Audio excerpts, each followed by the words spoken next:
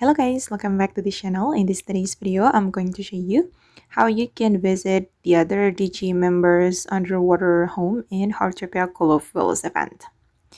Okay, let's get into it guys. When a DG member has underwater home, you will see this item, the Island Management Terminal, and then you can visit their home by clicking on this icon, and it will bring you to the DG members underwater home. Okay, I'm teleporting to the underwater home now, and the other DG members guys can also visit yours if you already have the underwater home.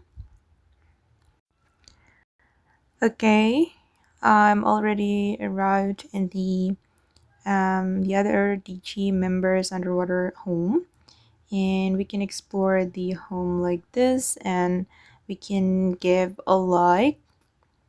Okay, I'm gonna give a like to the home. Okay, done. And I think this home has not been finished yet.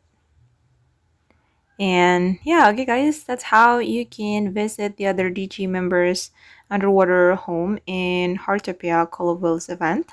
I hope this video will be useful for you. Thank you so much for watching, and bye.